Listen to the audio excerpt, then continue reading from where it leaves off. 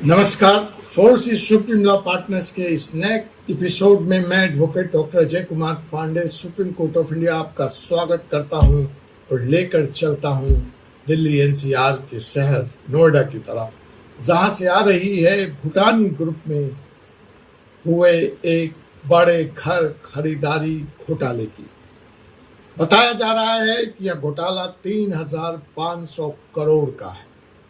जी हां, आप देख रहे हैं फोर्स सुप्रीम लॉ पार्टनर्स और मैं हूं आपका कानूनी दोस्त doctor Ajay Kumar Pandey, advocate Supreme Court of India. आज हम आपको एक बड़ी और चौंकाने वाली खबर देने जा रहे हैं जो जुड़ती है सीधे सीधे भूटानी ग्रुप से, जो दिल्ली एनसीआर में अपने लग्जरी रियल एस्टेट प्रोजेक्ट्स के लिए मशहूर है और फिलहाल इस वक्त ईडी और सरकारी एजेंसियों के रडार पे है। 3,500 करोड़ का यह पूरा घोटाला बताया जा रहा है और घर खरीदारों के साथ बड़ा धोखा। अगर आपने भी भूटानी ग्रुप में निवेश किया है और आपको भी भविष्य में शानदार रिटर्न का सपना दिखाया गया है तो आपके लिए यह वीडियो बहुत जरूरी है। मामला क्या है जनाब? मामला फिल्मी तो बिल्कुल नहीं है। हाल ही में आपने देखा होगा समाचार पत्रों में, मीडिया में कि ईडी ने भूटानी ग्रुप पर छापा डाला। जी हां, वही भूटानी ग्रुप जहां पर व्यू नाउ, जिसके ऊपर भी ईडी की कार्रवाई थी, छापा डाला गया। क्या इनके तार आपस में जुड़े हैं, इस पे अभी मैं कुछ कह नहीं पाऊंगा और यह जांच का विषय है।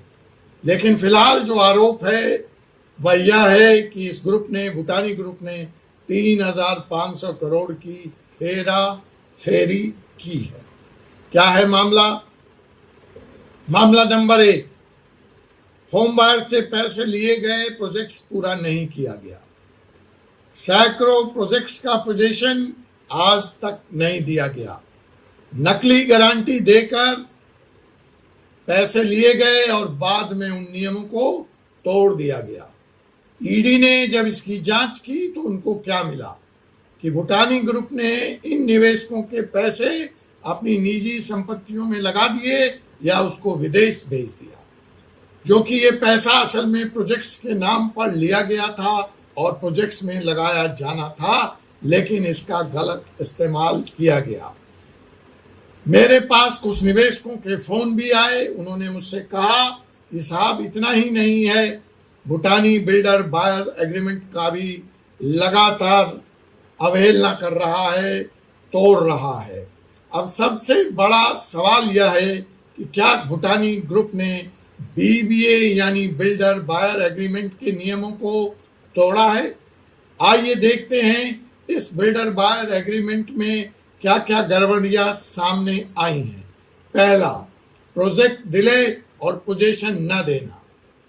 फ्लैट खरीदारों से पैसे लेकर सालों साल पोजीशन नहीं दिया गया है। गलत तरीके से पैसे ट्रांसफर करना। कई रिपोर्ट्स में दावा किया गया कि खरीदारों से लिया गया पैसा गैर कानूनी रूप से विदेश भेजा गया है। बिना अप्रूवल प्रोजेक्ट्स बेचना।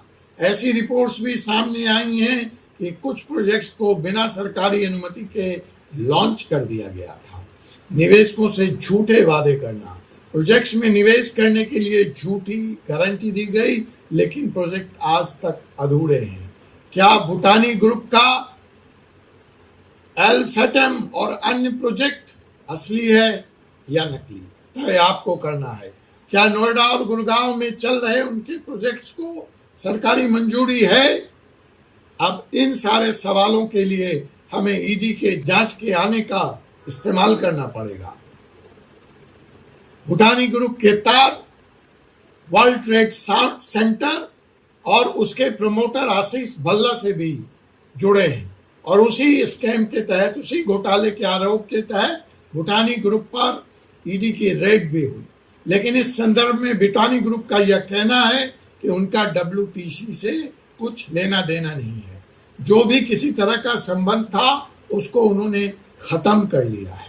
और जैसा कि आरोप है कि बिना अप्रूवल के उन्होंने WTC के उस प्रोजेक्ट को जिसमें लाखों निवेशक ठगे गए हैं एक्वायर किया था और रीलॉन्च करना चाह रहे थे, बेबुनियाद और निराधार है, ऐसा भूटानी ग्रुप कह रही है।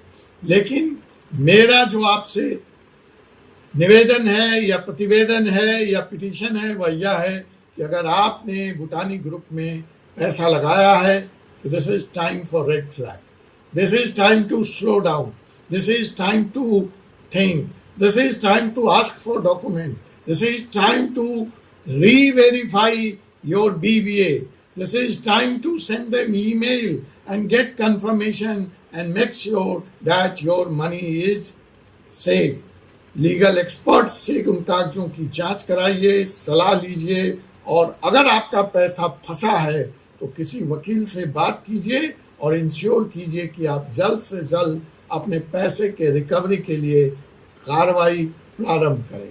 अपने बिल्डर बायर एग्रीमेंट को चेक करिए, अगर आपके बिल्डर बायर एग्रीमेंट में कोई गड़बड़ी है तो रेरा का दरवाजा खटखटाइए, निवेशकों का एक ग्रुप बनाइए, भूटानी ग्रुप से जुड़े अन्य निवेशकों के साथ मिलकर सामूहिक कार्रवाई कीजिए।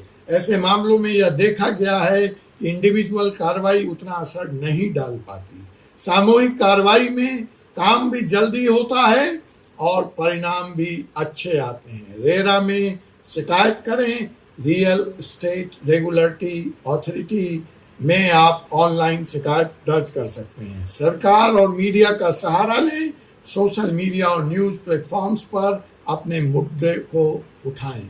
इन सब संदर्भ में सवाल यह भी उठता है कि क्या भूटानी ग्रुप इस वक्त मुसीबत में है और वहां लगा आपका पैसा सेफ है, और क्या अब भूटानी ग्रुप में निवेश करना जोखिम भरा है? देखिए, भूटानी ग्रुप के खिलाफ केस अभी न्यायालय और सरकारी एजेंसियों के पास चल रहे हैं, कोई निर्णय नहीं आया है।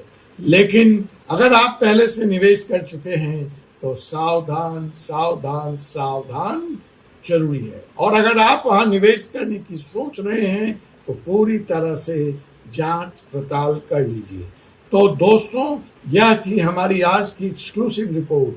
अगर आपको ये वीडियो पसंद आया हो, हमारा प्रयास इंफॉर्मेटिव और ज़रूरी लगा है, तो इसे ज़्यादा से ज़्यादा शेयर करें ताकि बाकी लोग भी इस तरह के घोटालों से बच सकें। इस वीडियो को लाइक और शेयर करें, कमेंट में बताएं कि आपने भूटानी ग्रुप के किस प्रोजेक्ट में हिस्सा लिया है। हमारे चैनल को सब्सक्राइब करें ताकि आपको ऐसे महत्वपूर्ण अपडेट्स समय से मिलते रहें। अंत में धन्यवाद, सावधान रहें, सतर्क रहें। आपसे पुनः मुलाकात होगी एक ऐसे ही एपिसोड के साथ फोर्स सुप्रीम लॉ पार्टनर्स के अगले एपिसोड में। तब तक मुझे doctor Ajay Kumar Pandey, Supreme Court of India को अनुमति दीजिए। जय हिंद, जय भारत।